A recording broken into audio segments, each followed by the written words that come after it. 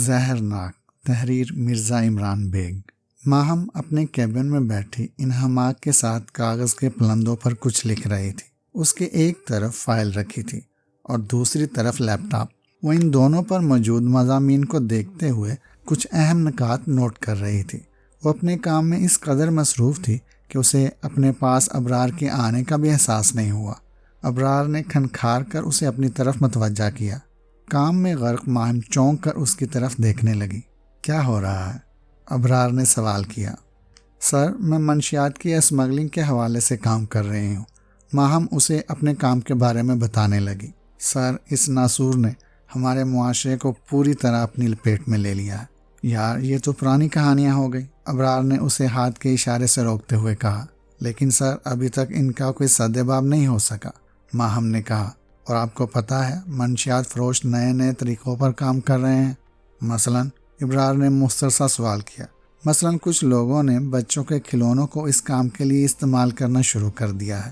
ماہم نے فائل اٹھاتے ہوئے کہا، یہ دیکھیں، یہاں پوری رپورٹ ہے اس کی، کس طرح ایک لٹو نما کھلونے میں چرس اور اس طرح کے دوسرے پاؤڈر کو بھرا جاتا ہے، جسے بچے میں منہ لے کر کھینچتے ہیں اور اس طرح یہ زہر ان کے پیٹ میں جا کر ان کی زندگیاں تباہ کر رہا ہے۔ یہ تو ایک بہت چھوٹی سی چیز ہے، اس طرح کھانے کی چیزوں میں بھی ہوتا رہا ہے۔ ابرار نے بیزاری سے کہا، سر، یہ دبنگ سٹوری تو نہیں، لیکن اس زہر سے کب جان چھوٹے گی؟ ماہم مایوسی سے بولی۔ اب تو اسکول کالجوں تک پہنچ گئے، ہم اپنے جوانوں کو نہیں بچا سکے اور نوبت بچوں تک آ گئی۔ ٹھیک ہے، دیکھ لو، ابرار نے جان چھڑا کر جاتے ہوئے کہا۔ کوئی مضبوط کہانی ملے تو ضرور بتانا۔ ابرار چلا گیا تھا، لیکن ماہم کسی سوچ میں گم ہو گئی تھی۔ کیا کریں، اس ملک میں تو آوے کا آوا ہی بگڑا ہوا ہے۔ کوئی محکمہ ٹھیک سے کام نہیں کرتا، رشوت، بھتہ، سفارش، لوٹ ماری کا بازار گرم ہے۔ کسی کو کسی کی جان کی پرواہ نہیں، کسی کو صرف دولت کمانے کی غرض ہے اور کسی کو صرف اپنی ریٹنگ سے مطلب ہے۔ یہاں تو ہر چیز کا جنازہ ہی نکل چکا ہے، خواہ وہ تعلیم ہو، صحت ہو، انصاف ہو یا صحافت۔ اور قانون تو کوئی پوچھنے والا ہی نہیں۔ خود قانون نافذ کرنے والے محکمے کے لوگ بھی اس پر عمل درآمد نہیں کرتے۔ آج کے دور میں کوئی ایماندار پولیس والا قسمت ہی سے ملتا ہوگا کسی کو۔ سب انسپکٹر صدیقی بازار میں گشت کر رہا تھا۔ وہ اپنے روزمرہ کے فرائض کی انجام دہی میں مصروف عمل تھا۔ صدیقی ان چند پولیس والوں میں سے تھا جو اپنا کام ایمانداری سے کرنے کی کوشش کرتے تھے۔ اسی بازار میں ایک شخص سالار منشیات کا دھندا کرتا تھا۔ اس کام میں اسے پولیس سمیت کئی بڑے لوگوں کی سرپرستی حاصل تھی۔ اس وقت وہ چائے کے ڈھابے پہ بیٹھا تھا۔ صدیقی کی اس پر نظر پڑی تو وہ تیزی سے اس کی طرف بڑھا۔ آئیے صدیقی صاحب، سالار نے اسے قریب آتے دیکھ کر بلند آواز میں کہا۔ امید ہے خیریت سے ہی آئے ہوں گے۔ خیریت ہی تو نہیں ہے، صدیقی گرج کر بولا۔ کیوں خیریت نہیں ہے؟ سالار نے سکون سے کہا۔ اس مہینے کا بتہ خود پہنچا دیا ہے میں نے آپ کے بڑے صاحب کو۔ وہ تم جانو اور بڑے صاحب، صدیقی سختی سے بولا۔ میرا اس سے کوئی واسطہ نہیں ہے۔ واہ، یہ خوب کہی، وہ ہنستے ہوئے بولا۔ آپ کا اپنے بات سے کوئی واسطہ ہی نہیں ہے، میرا تمہارا دیے ہوئے بتے سے کوئی واسطہ نہیں ہے، صدیقی نے جواب دیا۔ اچھا تو ایسی بات ہے، سالار چڑھاتے ہوئے بولا۔ اب آپ کو الگ سے مال پانی تو دینے سے رہا۔ مجھے تم سے کچھ نہیں چاہیے، وہ غصے سے بولا۔ ایک دھیلا بھی نہیں۔ ارے اتنے گرم کیوں ہو رہے ہو؟ سالار نے اپنے تئیں ماحول ٹھنڈا کرنے کی کوشش کی۔ آؤ بیٹھو، چائے پیتے ہیں۔ اس کے بعد سالار نے چائے والے کو آواز دی۔ بس، صدیقی نے چائے والے کو اشارے سے روکتے ہوئے کہا۔ تمہارا دیا ہوا 1 پیسہ، 1 ٹکا، 1 لقمہ اور 1 چائے کا گھونٹ بھی حرام ہے مجھ پر۔ ویسے پورا تھانہ ساتھ ہی کھاتا ہوگا نا ہمارا دیا ہوا مال، سالار طنز کرتے ہوئے بولا۔ اب یہ حرام ہو گیا۔ بہت اچھے جا رہے ہو بھائی، میری بات غور سے سنو، صدیقی نے انگلی کے اشارے سے کہا۔ مجھے تم کسی بھی اسکول اور کسی بھی کالج کے آس پاس نظر نہیں آؤ گے۔ اور ایسا کیوں؟ سالار خود کو پرسکون رکھتے ہوئے بولا۔ کم از کم ان بچوں کی جان تو چھوڑ دو، صدیقی نے کہا۔ یہ ممکن نہیں ہے، سالار نے جواب دیا۔ ممکن ہے، سب کچھ ممکن ہے، صدیقی نے کہا، اگر تم چاہو تو۔ میرے اور تمہارے چاہنے سے کچھ نہیں ہوگا، سالار ہنستے ہوئے بولا۔ ہمارے پیچھے پوری مافیا کھڑی ہے، کروڑوں کا بزنس چل رہا ہے ان کا۔ میں بس اتنا کہہ رہا ہوں کہ چھوٹے بچوں سے دور رہو، صدیقی نے زور دیتے ہوئے کہا۔ سمجھ میں آ رہی ہے بات؟ میرے خیال میں بات تمہاری سمجھ میں نہیں آ رہی، ظہیر الدین صدیقی صاحب، سالار تیوریاں چڑھا کر بولا، ہمیں روکنے کا تمہارا منہ نہیں ہے، اب کیا بکواس کر رہے ہو؟ صدیقی نے گرجتے ہوئے کہا، ابھی حوالات میں بند کر دیا تو ساری بدمعاشی ہوا ہو جائے گی، مجھے زیادہ تڑیاں نہ دو حوالات کی۔ سالار نے کھڑے ہو کر دمکاتے ہوئے کہا، جہاں تم کھڑے ہو نا، یہ سارا علاقہ میرا ہے۔ تمہیں پتہ ہے ایک پولیس اہلکار سے الجھنے اور دمکانے کی کیا سزا ہو سکتی ہے؟ صدیقی نے آنکھوں میں آنکھیں ڈالتے ہوئے کہا، سب پتہ ہے، لیکن تمہیں شاید کچھ باتیں نہیں معلوم۔ سالار نے آرام سے کرسی پر بیٹھتے ہوئے کہا، پہلے اپنے بڑے صاحب سے بات کر لو، SHO شروز ہٹک، یہی نام ہے نا؟ اسی نے ہمارے صاحب کو اجازت دی ہے، اس کے بعد تم کون ہوتے ہو ہمیں اس کام سے روکنے والے؟ تمہارے صاحب، صدیقی نے پلٹ کر جاتے ہوئے کہا، اس گڈو موالی کو تو میں دیکھ لوں گا، اگر دیکھ سکتے ہو تو ضرور دیکھ لینا۔ سالار نے جاتے ہوئے صدیقی پر طنزیہ آواز لگائی، پھر بڑبڑاتے ہوئے بولا، بہت واو دینے لگا ہے، اس کا بھی کوئی علاج کرنا پڑے گا۔ یاسمین شاہد ایک ذہین اور ہونہار لڑکی تھی، اپنے کالج ہی میں اسٹڈی میں مصروف تھی۔ اس کے ساتھ اس کا کلاس فیلو احمد حسین بھی بیٹھا تھا۔ دونوں کے فائنل امتحان قریب تھے۔ احمد پڑھائی کے دوران موبائل پر آنے والے میسج بھی دیکھ رہا تھا۔ ایمن نے اس کو کئی مرتبہ ٹوکا بھی، مگر احمد کوئی نہ کوئی بہانہ کر کے پڑھائی میں لگ جاتا اور کچھ دیر بعد دوبارہ موبائل پر میسج دیکھنے لگتا۔ احمد اور ایمن ہم جماعت ہونے کے علاوہ اچھے دوست بھی تھے اور شاید ایک دوسرے کو پسند بھی کرتے تھے۔ یہ پسند آگے بڑھ کر شادی کے بندھن تک بھی جا سکتی تھی اگر احمد کے دیگر دوست بھی اچھے ہوتے، لیکن وہ اپنے کالج کے غلط لڑکوں کے حلقے میں پھنس چکا تھا، جنہیں پڑھائی یا مستقبل سے زیادہ آوارہ گردی اور نشے کی فکر رہتی تھی۔ کالج کے بعد گھنٹوں سڑکوں پر گھومتے ہوئے وقت ضائع کر دینا ان کا پسندیدہ مشغلہ تھا۔ یہی عادت ان کو آہستہ آہستہ مزید خراب لوگوں سے ملاتی جا رہی تھی، جہاں انہیں نشے کی لت نے جکڑ لیا۔ ایمن اسے سمجھاتی تھی، اسے ان سب سے بچانا چاہتی تھی، لیکن احمد اس کی آنکھوں میں دھول جھونک کر نکل جاتا۔ ویسے بھی وہ اپنی ماں کا اکلوتا بیٹا تھا، جب اسے اپنی ماں کی کوئی پرواہ نہیں تھی تو وہ ایمن کی کیا پرواہ کرتا۔ اس وقت بھی احمد کے وہی دوست اس کو میسج کر کے بلا رہے تھے، لیکن وہ ایمن کے ساتھ بیٹھا تھا۔ بہرحال اس نے ایمن سے ایک ضروری کام کا بہانہ کیا۔ ضروری کام اور تمہیں؟ ایمن نے اسے ڈانٹتے ہوئے کہا، مجھے پتا ہے کہ تمہارے موالی دوست ہوں گے، اور کیا؟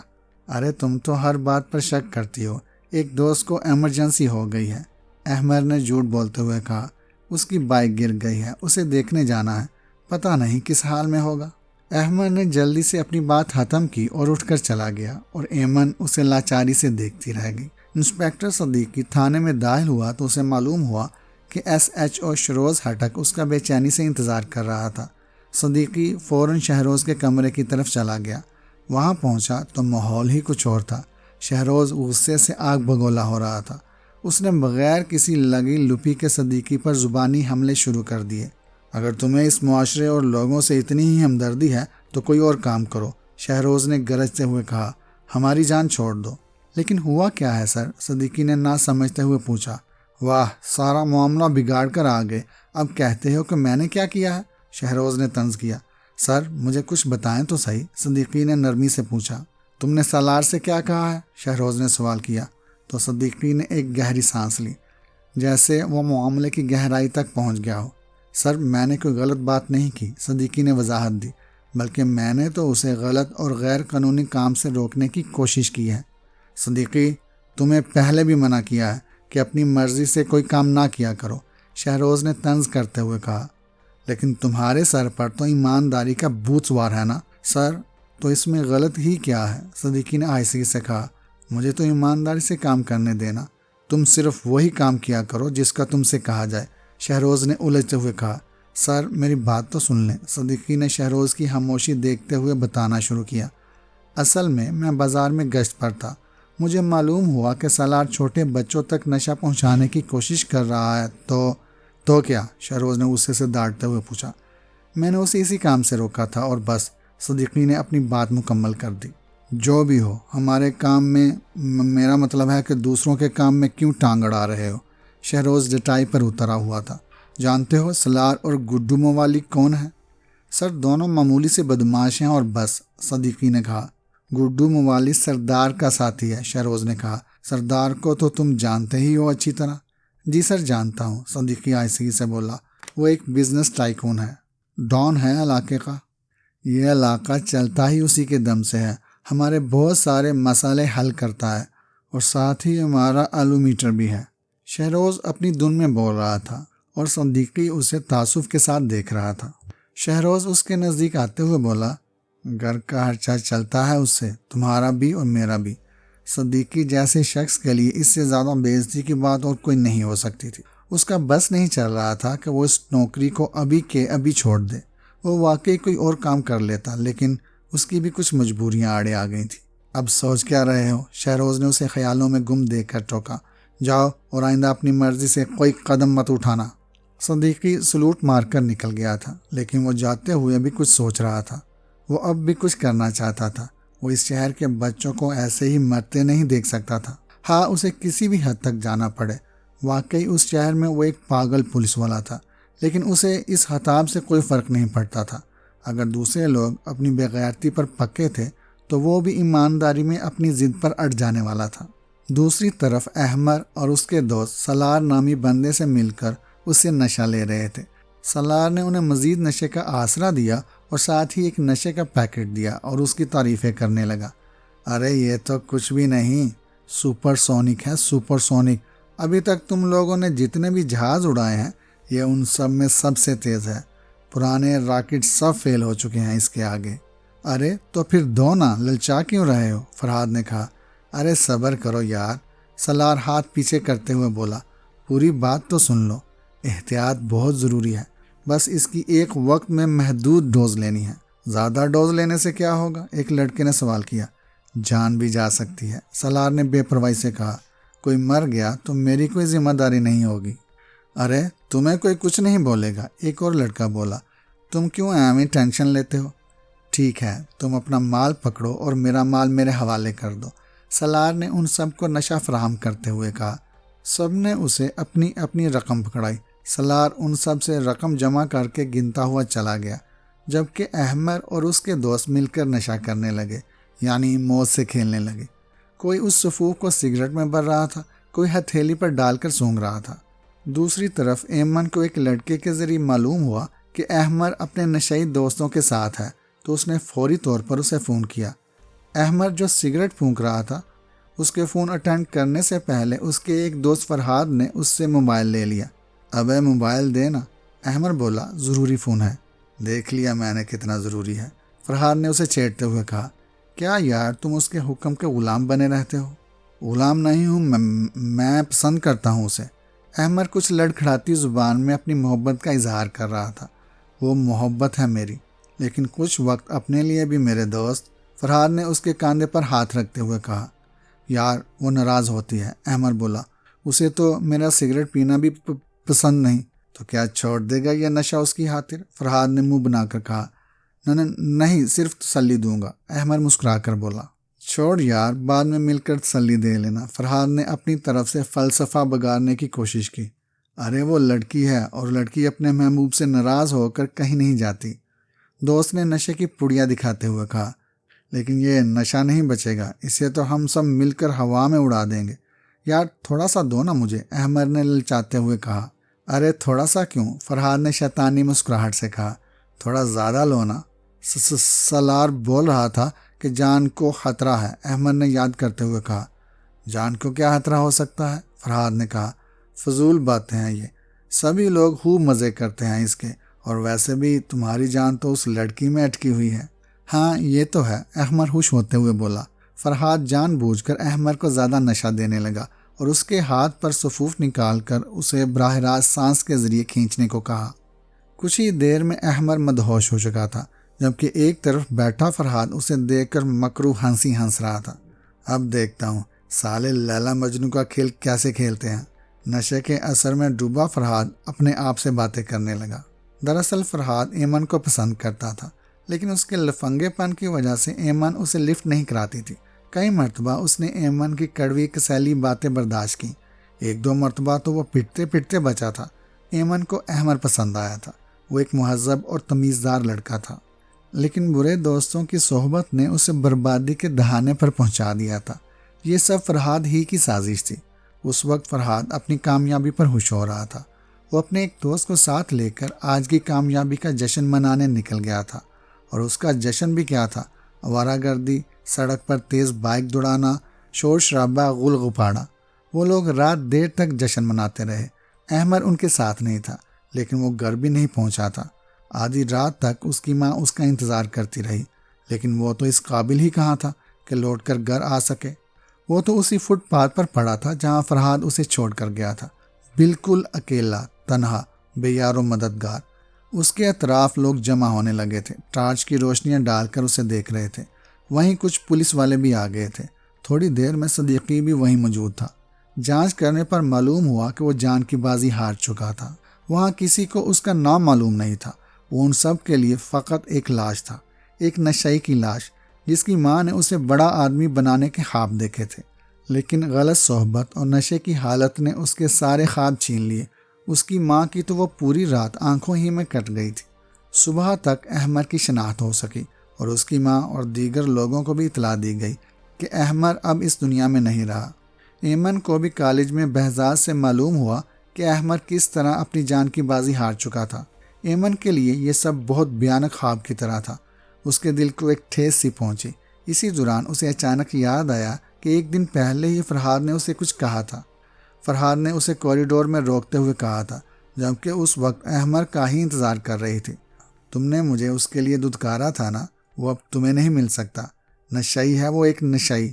اس وقت تو ایمن نے اس کی بات کو اہمیت نہیں دی اور اسے اپنے کام سے کام رکھنے کو کہا، اور وہ ہنستا ہوا چلا گیا۔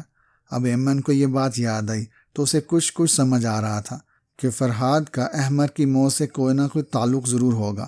وہ فوری طور پر اسے تلاش کرتے ہوئے اس تک پہنچ گئی اور اسے احمد کے بارے میں سوال کرنے لگی۔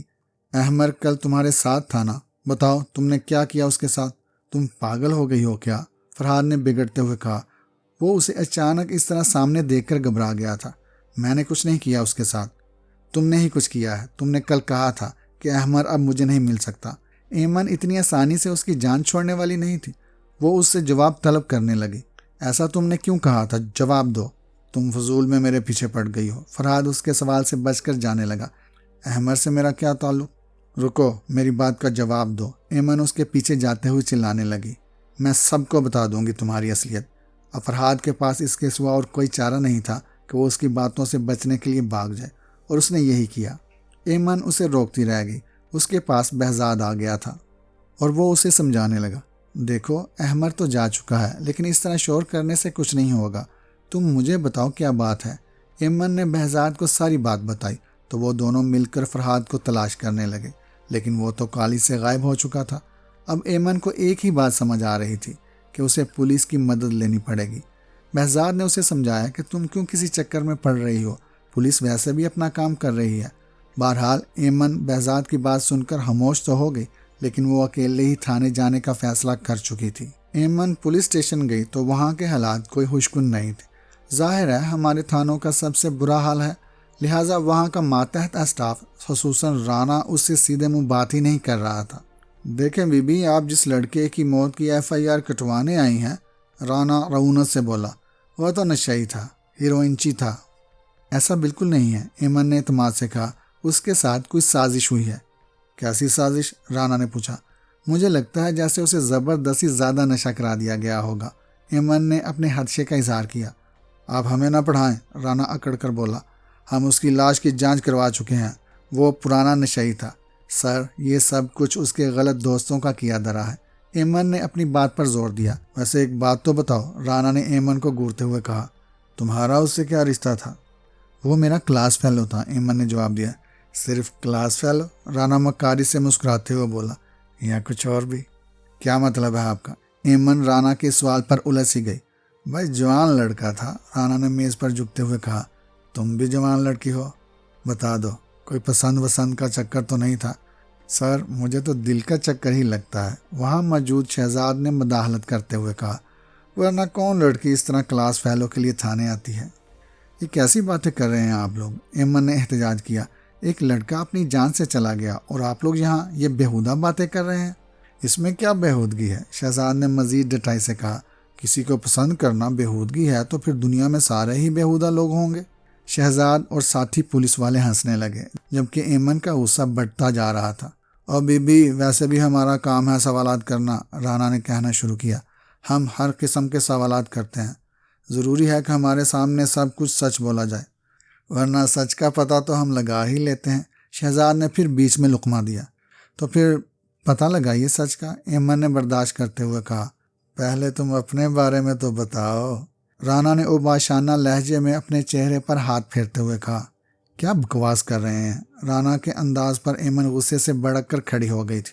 شرم نہیں آتی؟ اسی وقت تھانے میں سب انسپیکٹر شاہانہ جنگ اور شہروز ہٹک داخل ہوئے۔ دونوں ایمن کی چیخو پکار سن چکے تھے۔ اے لڑکی، شاہانہ نے آگے بڑھ کر ایمن کو ڈانٹتے ہوئے کہا، تمہارے ساتھ مسئلہ کیا ہے؟ دیکھیے میم، ایمن نے شاہانہ کی طرف گھوم کر شکایتی لہجے میں کہا، میں یہاں پولیس کی مدد مانگنے آئی تھی اور یہ لوگ مجھ سے بدتمیزی کر رہے ہیں۔ ایمن اسے بتانے کی کوشش کر رہی تھی کہ شاہانہ نے اسے جھڑک دیا۔ کیا شور مچا رہی ہو؟ یہ تھانہ ہے، تمہارا گھر نہیں ہے، آہستہ آواز میں بات کرو۔ آپ بھی مجھ سے غلط طریقے سے بات کر رہی ہیں۔ ایمن نے بھی شاہانہ کو ترکی بہ ترکی جواب دیا۔ اپنی بکواس بند کرو اور ادھر ایک طرف بیٹھ جاؤ، اب تمہارے منہ سے ایک لفظ نہ نکلے۔ شاہانہ کی فرعونیت بھی ختم ہونے کا نام نہیں لے رہی تھی، جبکہ اس وقت ایمن مزید غصے میں آ چکی تھی، مگر اس سے پہلے کہ وہ مزید کچھ بولتی بات اور زیادہ خراب ہو گئی۔ شہروز نے مداخلت کرتے ہوئے معاملہ سنبھالنے کی کوشش کی۔ ایک منٹ، شہروز نے سب کو خاموش کراتے ہوئے کہا، دیکھیے محترمہ، آپ کو جو بھی شکایت ہے یا جو بھی بات کرنی ہے میرے کمرے میں آ جائیں اور آرام سے بیٹھ کر مجھے بتائیں۔ وہ ایمن کو اپنے آفس میں آنے کا کہہ کر چلا گیا۔ جاؤ، اب تمہارا مسئلہ ایس ایچ او صاحب ہی حل کریں گے، شاہانہ نے تماسا اڑاتے ہوئے کہا۔ ایمن بغیر کوئی جواب دیے شاہانہ اور باقی لوگوں کو گورتی ہوئی شہروز کے کمرے کی طرف بڑھ گئی۔ شہروز نے ایمن سے نسبتاً نرم لہجے میں بات کی۔ لگ ہی نہیں رہا تھا کہ وہ اسی تھانے کا ایس ایچ او تھا جہاں سبھی لوگ بدتمیز تھے، بلکہ آج تو وہ خود بھی کسی اور ہی روپ میں نظر آ رہا تھا۔ ایمن شہروز کو ساری بات بتا چکی تھی۔ میں آپ سے وعدہ کرتا ہوں کہ اس سلسلے میں آپ کی بھرپور مدد کی جائے گی، شہروز نے کہا۔ بہت شکریہ سر، ورنہ میں تو بالکل مایوس ہو چکی تھی، ایمن نرمی سے بولی۔ مایوسی گناہ ہے، شہروز اعتماد سے بولا۔ اس جرم میں جو شخص بھی شامل ہوگا، جتنے لوگ بھی ہوں گے، وہ قانون کے شکنجے سے بچ نہیں سکیں گے۔ سر، یہ آپ کا بہت بڑا احسان ہوگا ہم لوگوں پر، ایمن ممنون لہجے میں بولی۔ ارے احسان کیسا، یہی تو ہمارا کام ہے، شہروز مسکراتے ہوئے بولا۔ آپ کا شکریہ کہ آپ میرے پاس آئی ہیں، اور مجرموں کی خیر نہیں کہ ان کا واسطہ شہروز ہٹک سے پڑا ہے۔ سر، ایک بار پھر بہت شکریہ آپ کا، ایمن نے کہا۔ شکریہ کی کوئی بات نہیں ہے، شہروز نے ایمن کی آنکھوں میں جھانک کر مسکراتے ہوئے کہا۔ بس آپ کو میرے ساتھ تعاون کرنا ہوگا۔ کیسا تعاون سر؟ شہروز کے اس طرح دیکھنے پر ایمن کچھ گھبرا سی گئی تھی۔ شہروز نے بھی خود کو کنٹرول کیا اور نظریں پھیرتے ہوئے جواب دیا، بس آپ کو یہ تعاون کرنا ہے کہ زیادہ شور نہیں مچانا۔ مطلب میں نے تو کوئی شور نہیں کیا، ایمن نے جواب دیا۔ ارے آپ میری بات نہیں سمجھی، شہروز نے سمجھاتے ہوئے کہا۔ میرا مطلب ہے کہ کسی سے کوئی بات نہیں کرنی ہے، خاص طور پر میڈیا سے تو بالکل بھی نہیں۔ ٹھیک ہے سر، ایمن نے رضامندی سے گردن ہلاتے ہوئے کہا۔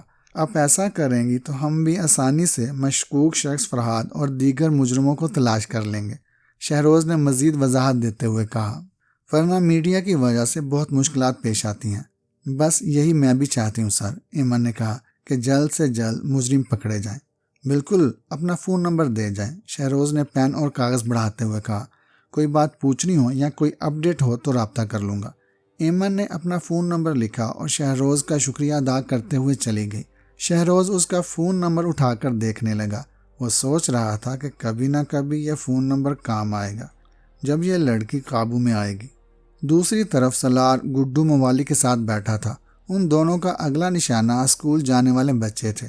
ارے گڈو استاد، ہمارا ایک کھلونا پکڑا گیا تو کیا ہوا؟ سالار بولا۔ آئیڈیاز ختم تو نہیں ہو گئے نا؟ ہاں، تمہارا ذہن تو ہے ہی شیطانی، گڈو نے ستائشی نظروں سے دیکھتے ہوئے کہا۔ پتہ نہیں کہاں سے لاتے ہو ایسے آئیڈیا۔ ارے استاد، دیکھتے جاؤ میں کرتا کیا ہوں، سالار نے کالر اکڑاتے ہوئے کہا۔ تمہارا دندہ کہاں سے کہاں پہنچ جائے گا، تم تصور بھی نہیں کر سکتے۔ اچھا، کیا کرو گے تم؟ گڈو نے جلدی سے پوچھا۔ بتانے کا نہیں ہے، سالار نے کہا، بس یہ سوچو کہ اپنے محلے کے بلکہ اپنے علاقے کے ڈان بن جاؤ گے تو کیا ہوگا، کیا ٹھاٹھ ہوں گے تمہارے۔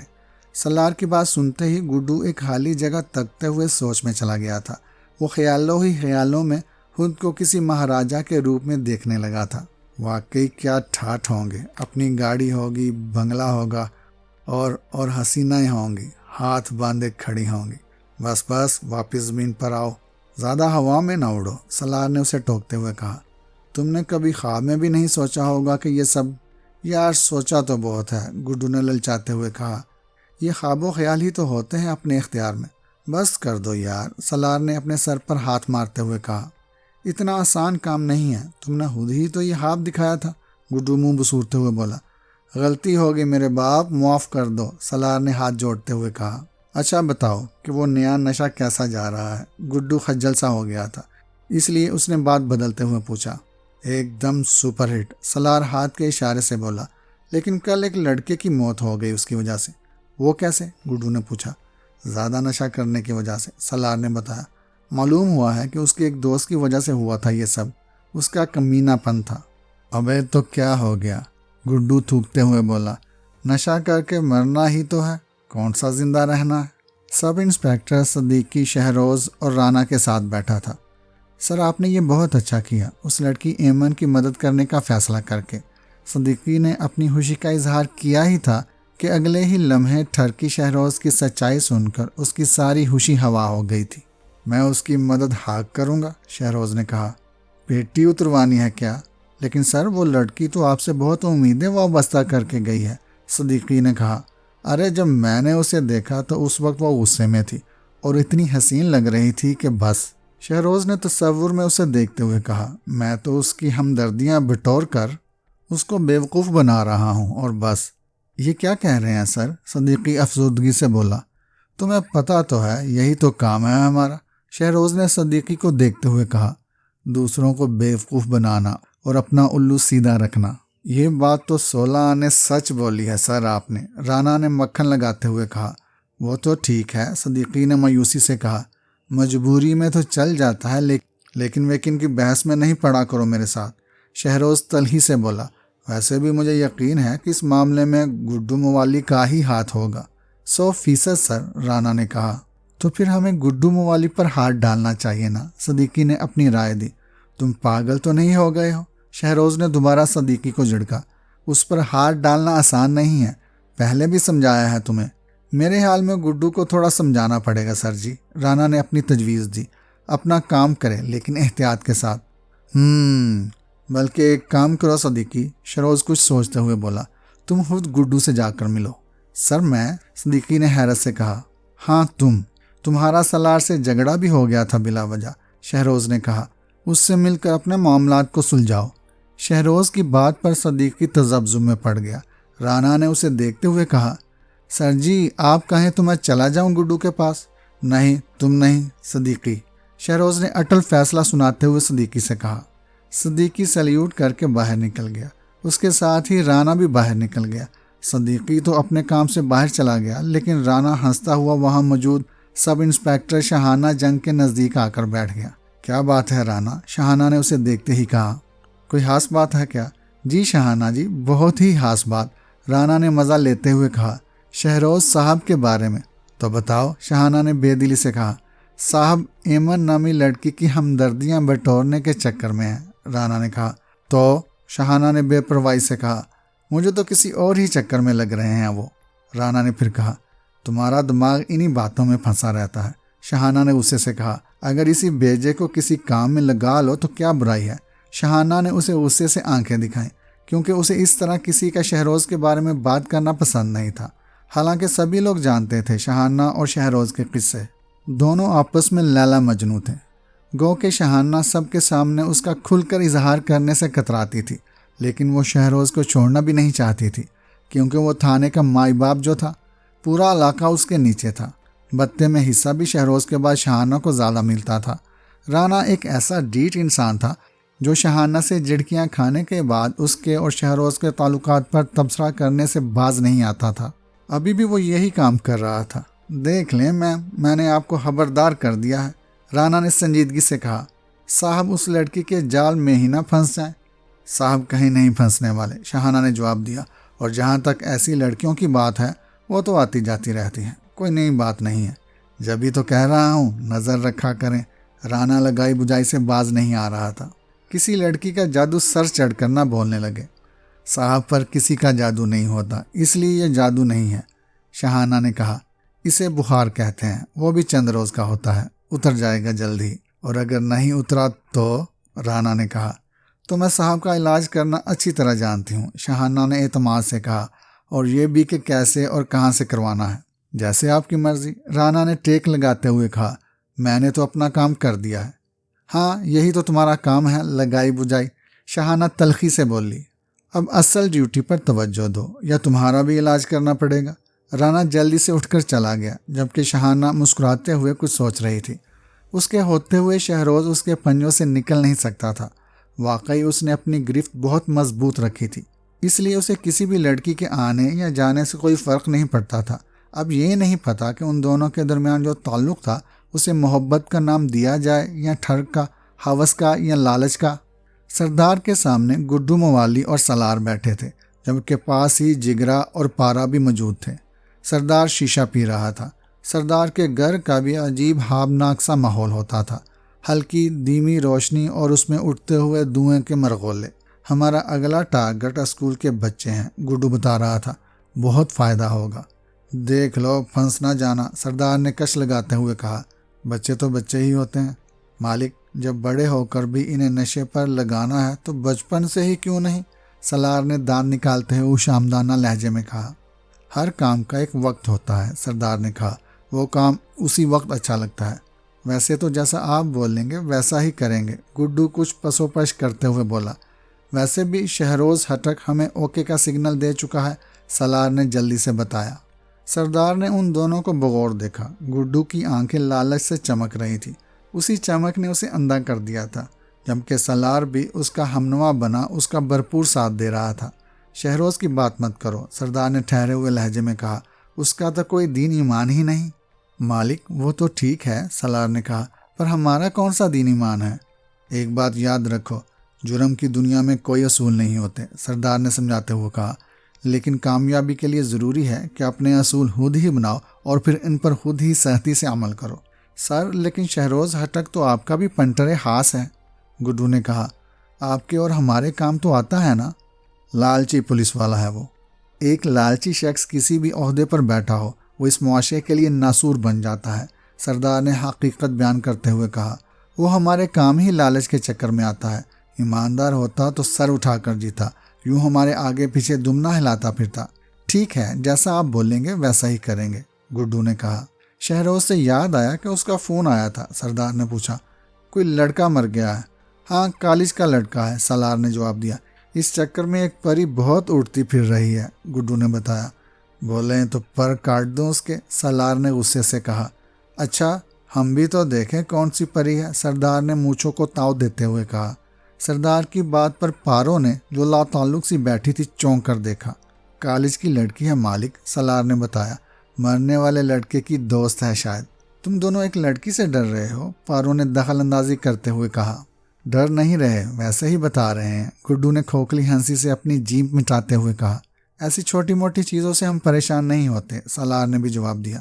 تو تم دونوں خود ہی نمٹو اس سے، پارو نے گڈو اور سالار سے کہا، اور قابو میں آئے تو ٹھیک، ورنہ کیا مالکن، گڈو کے منہ سے بے اختیار نکلا اور اس نے فوراً منہ پر ہاتھ رکھ لیا۔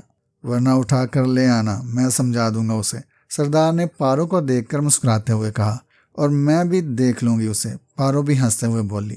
جی بہزاد صاحب، بہت شکریہ، میں اس سے بات کر لوں گی۔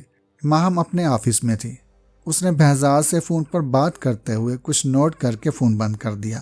اب اس نے کاغذ پر دیکھ کر دوبارہ نمبر ملایا۔ جی کون؟ دوسری طرف سے ایمن نے جواب دیا۔ میں ماہم ہوں، ماہم نے اپنا تعارف کروایا۔ میں ایک کرائم انویسٹیگیشن رپورٹر ہوں۔ جی فرمائیے، ایمن نے پوچھا۔ مجھے آپ سے احمر والے کیس کے حوالے سے کچھ بات کرنی ہے۔ ماہم فوراً ہی اصل مدعا پر آ گئی۔ سوری، میں آپ سے بات نہیں کر سکتی، ایمن نے فوراً ہی انکار کر دیا۔ لیکن کیوں؟ ماہم حیرت سے بولی۔ ہو سکتا ہے کہ میں آپ کی کوئی مدد کر سکوں۔ ایمن خاموش رہی، لیکن اسی دوران ماہم اس سے مختلف سوالات پوچھتی رہی۔ کیا بات ہے؟ ماہم نے پوچھا۔ آپ کے اوپر کوئی دباؤ ہے کیا؟ نہیں ایسا تو نہیں، ایمن نے گھبرا کر جواب دیا۔ وہ اسے پولیس کے حوالے سے بھی کوئی بات بتانا نہیں چاہ رہی تھی۔ دیکھو ایمن، تم مجھے اپنی دوست سمجھ سکتی ہو، ماہم نے اس کی جھجک ختم کرنے کے لیے کہا۔ تمہارے دوست کی موت واقع ہو گئی ہے، تم اس کو انصاف دلوانے کے لیے تھانے تک گئی ہو، تم اس سے بات کرنے یا ملنے سے کیوں کترا رہی ہو؟ میں کوئی بیان دینا نہیں چاہتی، ایمن نے کہا۔ لیکن کیوں؟ ماہم نے زور دیتے ہوئے پوچھا۔ کیونکہ پولیس اپنا کام کر رہی ہے، ایمن نے جواب دیا۔ اچھا ٹھیک ہے، ماہم نے کہا، لیکن میں تم سے ملنا چاہتی ہوں، صرف ایک بار، پلیز آپ ضد نہ کریں، ایمن نے دو ٹوک لہجے میں کہا۔ میں ابھی کسی سے نہیں مل سکتی۔ ٹھیک ہے، ماہم نے ہار مانتے ہوئے کہا۔ ایمن، یہ میرا نمبر ہے، تمہیں کسی بھی قسم کی ضرورت ہو تو مجھ سے رابطہ ضرور کر لینا۔ اللہ حافظ۔ ایمن نے فقط اللہ حافظ کہہ کر فون بند کر دیا، لیکن اگلے ہی لمحے اس کے فون پر ایک اور اجنبی کال آنے لگی۔ ایمن نے کچھ سوچتے ہوئے فون اٹینڈ کیا تو دوسری طرف شہروز تھا۔ جی سر، آپ نے فون کیا؟ ایمن نے تجسس سے پوچھا۔ کوئی خبر ہے آپ کے پاس؟ جی ہاں، ایک اچھی خبر تو ہے، شہروز نے شوخ لہجے میں جواب دیا۔ ہم مجرموں کے قریب پہنچ گئے ہیں۔ اوہ دیٹس گڈ، ایمن نے خوشی سے کہا، یہ تو واقعی اچھی خبر ہے۔ اور آپ ٹھیک ہیں؟ شہروز نے مزید بات کرتے ہوئے کہا۔ میرا مطلب ہے کہ کوئی پریشانی کی بات تو نہیں ہے نا؟ نہیں، میں ٹھیک ہوں، ایمن نے کہا۔ آپ کا شکریہ، یہ میرا نمبر ہے، شہروز نے کہا۔ جب بھی کوئی پریشانی ہو تو آپ مجھے فون کر سکتی ہیں۔ ٹھیک ہے، ایمن نے گردن ہلاتے ہوئے کہا۔ بس میری پہلی والی بات کا خیال رکھنا اور میڈیا سے دور رہنا، شہروز نے دوبارہ اسے تلقین کی۔ جی بالکل، آپ بے فکر رہیں، ایمن نے یقین دلا کر فون بند کر دیا۔ شہروز نے گھوم کر دیکھا تو وہاں شہانہ بھی موجود تھی۔ ارے تم کب آئی؟ شہروز نے خجل ہوتے ہوئے کہا۔ کون سے مجرموں کے قریب پہنچ گئے؟ شہانہ نے اس کے سوال کا جواب دینے کے بجائے الٹا سوال کرتے ہوئے کہا۔ اصل مجرم تو آپ کے حصے دار ہیں ہٹک صاحب، کسی نہ کسی کو تو بکرا بنانا ہے نا، اس نے ہنستے ہوئے کہا۔ اور وہ کون ہے؟ شہانہ نے پوچھا۔ ہے ایک، اسے پہلے ہی تاڑ کر رکھا ہوا تھا، بس وقت کا انتظار تھا، شہروز نے جواب دیا۔ تھوڑی دیر میں حوالات میں خود ہی دیکھ لو گی۔ ضرور دیکھوں گی۔ وہ کون ہے جو ایک لڑکی کی خوشی کی خاطر بے گناہ بلی پر چڑھایا جائے گا؟ شہانہ نے طنز کیا تو شہروز نے اسے ایک نظر دیکھا اور ہنسنا شروع کر دیا۔ بے گناہ تو نہیں ہے خیر وہ، ایسے کیوں ہنس رہے ہیں؟ میں نے کوئی لطیفہ سنایا ہے کیا؟ شہانہ نے پوچھا۔ نہیں، بس تم نے یہ ثابت کیا ہے کہ تم ایک عورت ہو، شہروز نے کہا۔ عورت کسی بھی شعبے سے تعلق رکھتی ہو، کسی بھی عہدے پر ہو، ایک عورت ہی ہوتی ہے، نازک سے دل کی مالک۔ لیکن میں نازک دل بالکل نہیں ہوں، شہانہ نے مسکرا کر کہا۔ چاہو تو آزما کر دیکھ لو۔ قربانی کے بکرے کے طور پر جو شخص حوالات میں بند تھا وہ فرحاد تھا، اسے خوب مار پڑ رہی تھی۔ صدیقی اور رانا اس سے پوچھ گچھ میں مصروف تھے۔ اس سے تو ایسے تفتیش ہو رہی تھی جیسے سارا گینگ یہی قربانی کا بکرا چلا رہا تھا۔ باہر موجود شہانہ طنزیہ بڑبڑا رہی تھی۔ بھائی میں بے قصور ہوں، میں نے تو مذاق میں اسے نشہ کروایا تھا، جو کچھ زیادہ ہی ہو گیا، فرحاد درد سے چلاتے ہوئے بول رہا تھا۔ مذاق میں یا دشمنی میں؟ رانا نے ایک تھپڑ مارتے ہوئے پوچھا۔ دشمنی نہیں بھائی، فرحاد نے روتے اور گڑ گڑاتے ہوئے کہا۔ وہ تو میرا دوست تھا، میرا۔ تو تم چھپ کیوں رہے تھے؟ صدیقی نے سوال کیا۔ میں ڈر گیا تھا، فرحاد نے ہاتھ جوڑتے ہوئے کہا۔ سچ میں بہت ڈر گیا تھا۔ نشہ سپلائی کون کرتا ہے؟ صدیقی نے پوچھا۔ میں نہیں جانتا، کوئی لڑکا ہے وہ، فرحاد ہکلاتے ہوئے بولا۔ نام بتاؤ ورنہ کھال ادھیڑ دوں گا تمہاری۔ بتاتا ہوں بھائی، بتاتا ہوں، فرحاد نے خوفزدہ ہوتے ہوئے کہا، لیکن وہ مجھے مار دے گا۔ تم یہاں سے باہر جاؤ گے تو مارے گا نا؟ رانا اس کی گدی پکڑتے ہوئے بولا۔ بھائی مجھے چھوڑ دو، غلطی ہو گئی، فرحاد نے روتے ہوئے دوبارہ سے ہاتھ جوڑ دیے۔ آئندہ نہیں کروں گا۔ ایک بندہ جان سے چلا گیا اور تم کہہ رہے ہو کہ آئندہ نہیں کروں گا، صدیقی نے سختی سے کہا۔ بھائی مجھے معاف کر دیں، فرحاد مسلسل گڑ گڑا کر معافی مانگ رہا تھا۔ سپلائر کا نام بتاؤ، صدیقی نے کہا۔ اس نے تھوک نگلتے ہوئے کہا، سلار نام ہے اس کا۔ رانا اور صدیقی ایک دوسرے کو دیکھنے لگے۔ اب آئے نا ٹرننگ پوائنٹ کہانی میں۔ شہانہ مزے سے بڑبڑا رہی تھی۔ دیکھتے ہیں کہ کلائمیکس کیا ہوتا ہے، مجرم کو پکڑا جاتا ہے یا بھگا دیا جاتا ہے۔ دوسری طرف ماہم ابرار کو احمد کی موت اور ایمن کے حوالے سے بتا رہی تھی، لیکن ابرار اس کیس میں دلچسپی نہیں لے رہا تھا، بلکہ وہ اپنے لیپ ٹاپ میں مصروف تھا۔ سر ایسا لگتا ہے جیسے اس لڑکی کو مجھ سے بات کرنے سے روکا گیا ہو۔ لیکن میں ایک بار اس سے ملنا چاہتی ہوں۔ وقت ضائع کرو گی پہلے کی طرح، اس کیس میں بالکل بھی جان نہیں ہے۔ سر ایک بندہ جان سے چلا گیا اور آپ کہہ رہے ہیں کہ بھائی ابھی مجھے ایک بلڈر کے خلاف اسٹننگ آپریشن کرنا ہے، میری ساری توجہ اس پر ہے، وہ بڑبڑاتے ہوئے بولا۔ سنا ہے بڑا مال ہے اس کے پاس۔ سر اس کے مال کا کیا کرنا ہے، ہمیں تو معاشرے کے غلط کاموں کی نشاندہی کرنی چاہیے۔ ارے نہیں، تم غلط سمجھی ہو، ناجائز طریقے سے کمائے گئے مال کی بات کر رہا ہوں، وہ جیپ مٹاتے ہوئے بولا۔ ویسے بھی میرے نزدیک اہمیت مال کی نہیں بلکہ ریٹنگ کی ہے، اس نے آہستہ سے خود کلامی کرتے ہوئے کہا۔ ریٹنگ آ جائے تو مال خود بننا شروع ہو جائے گا۔ لیکن سر، اس منشیات کے دندے کا کیا کرنا ہے؟ اس سے جان نہیں چھڑانی کیا؟ ہمارے نوجوانوں کو آہستہ آہستہ نگل رہا ہے یہ زہر۔ یار، میں نے معلوم کروایا تھا اس دندے کے بارے میں۔ ویسے بھی یہ سارا کام گڈو موالی دیکھتا ہے اور اس پر کوئی ہاتھ نہیں ڈال سکتا، پولیس تو بالکل نہیں۔ کیوں؟ یہ گڈو موالی اتنا طاقتور ہے، سردار کا خاص آدمی ہے وہ۔ اصل طاقت تو سردار کے پاس ہے، بڑے بڑے وزیر اس کی جیب میں ہیں، پولیس والے تو اس کے ملازم ہیں، ان سب کو پالتا ہے وہ، یعنی آپ سب جانتے ہیں۔ جبھی تو کہہ رہا ہوں کہ اس معاملے سے دور رہو، اسی میں ہماری بھلائی ہے۔ رانا اور صدیقی شہروز کو فرحاد کے بارے میں بتا رہے تھے، ساتھ ہی شہانہ بھی بیٹھی تھی۔ وہ سالار کا نام لے رہا ہے، یہ تو پہلے ہی پتا ہے، سالار تو گڈو کا خاص آدمی ہے، یہ دندہ وہی لوگ چلاتے ہیں، سردار کے لوگ ہیں، تو ہم ان کا کچھ نہیں کر سکتے۔ اس لڑکے فرحاد کا کیا کرنا ہے؟ اسے اس سے زیادہ کچھ معلوم نہیں ہوگا۔ اس لڑکے کو کچھ دن حوالات میں بند رکھو۔ کیوں؟ کسی کو دکھانا ہے کیا؟ نہیں، اس کے گھر والے آئیں تو ان سے بات کریں گے۔ اسی وقت سردار کا فون آ گیا۔ اسے جگر نے رپورٹ دی تھی کہ گڈو اچانک کہیں غائب ہو گیا ہے۔ یہ کیسے ہو سکتا ہے؟ اسے تلاش کرو، سارا مال تو اسی کے پاس ہے، کہاں جا سکتا ہے؟ دیکھو کہیں دارا بدماش کا کام نہ ہو، یہ کہیں اس کی اپنی نیت تو نہیں خراب ہوگی۔ جو بھی ہو، کہیں سے بھی تلاش کرو، میرے بندے اسے ڈھونڈ رہے ہیں۔ تلاشی کے دوران ایک ویران مکان سے رانا کو سالار کی لاش مل گئی تھی۔ اس نے فوراً ہی شہروز کو اطلاع دی۔ شہروز نے فون پر ہی مشورہ دیا، خود ہی خاموشی سے غائب کر دو، بلا وجہ اس کی موت کی سزا ہمیں بھگتنی پڑے گی، ایک نئی مصیبت گلے پڑ جائے گی۔ سردار پریشان ہے کہ گڈو موالی کا کہیں پتہ نہیں چل رہا۔ اب گڈو موالی کو کہاں دیکھیں؟ شاید کسی دشمن نے مار دیا ہے یا خود کہیں بھاگ گیا ہے۔ ہاں، خود ہی بھاگ گیا ہوگا سالہ، سردار سے تنگ آ کر۔ لیکن سالار کو کس نے مروایا؟ شہانہ نے اپنے خیال کا اظہار کیا۔ کچھ بھی ہو سکتا ہے۔ اس سلسلے میں 3 کہانیاں پیش کی جا سکتی ہیں۔ پہلی یہ کہ سالار کو یا تو گڈو نے خود قتل کر دیا اور مال لے کر غائب ہو گیا، یا وہ خود ہی دارا سے یا کسی اور گروپ سے مل گیا ہوگا۔ دوسرا یہ ہو سکتا ہے کہ اس سارے معاملے کے پیچھے دارا ہی کا ہاتھ ہو، اسی نے گڈو کو غائب کیا یا راستے سے ہٹا دیا اور سالار کو بھی مروا دیا۔ ظاہر ہے یہ 2 ہی باتیں ہو سکتی ہیں۔ نہیں، ایک اور کہانی بھی ہے اور وہ زیادہ دلچسپ ہے۔ یہ سارا کیا درا خود سردار کا ہو سکتا ہے، اس نے خود یہ ڈرامہ کیا ہو۔ آخر کو ڈاؤن ہے، کبھی بھی کسی کو بھی مروا سکتا ہے۔ صدیقی کھڑا سوچ رہا تھا۔ چوتھی کہانی کی طرف تو کسی کا خیال ہی نہیں جا رہا تھا۔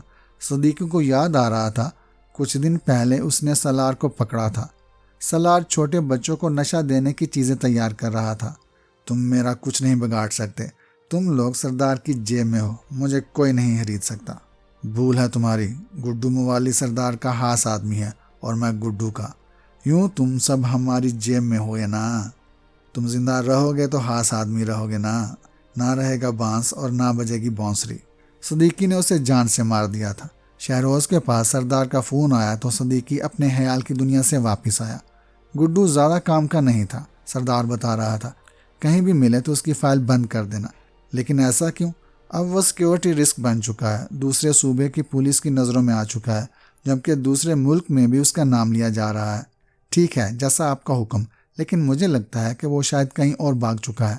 مجھے نہیں لگتا، یہیں کہیں کسی بل میں چھپ کر بیٹھا ہوگا، سارا مال اکیلے ہڑپ کرنا چاہتا ہے۔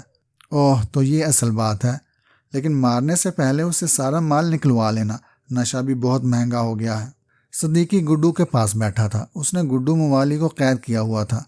تمہاری فائل بند ہو چکی ہے، سردار نے تمہیں مارنے کا حکم دیا ہے۔ اگر ایک بار باہر نکل جاؤں پھر دیکھ لوں گا سب کو، اور تمہیں بھی۔ باہر کیسے نکلو گے؟ میں تو تمہیں چھوڑنا نہیں چاہتا۔ تم کیا کرو گے؟ کب تک یوں باندھ کر رکھو گے؟ دیکھو، اگر میں تمہیں چھوڑ بھی دوں تو پولیس یا سردار کے آدمی تمہیں مار دیں گے، خون خوار کتوں کی طرح تمہاری تلاش میں ہیں، ان سب سے نمٹ لوں گا ایک ایک کر کے۔ نہیں، لیکن میں نہیں چھوڑوں گا تمہیں۔ پتہ ہے کیوں؟ کیونکہ میں نہیں چاہتا کہ نشہ آور مال ان کے ہاتھ لگے۔ اور مجھے مارنے کے بعد تمہارے ساتھ کیا ہوگا کچھ پتہ ہے؟ کچھ نہیں ہوگا، تمہارا قتل بھی دارا بدماش کے کھاتے میں جائے گا۔ یہ کہتے ہی صدیقی نے ٹریگر دبا دیا۔ یہ کہانی آپ کو کیسی لگی کمنٹ میں بتائیے گا۔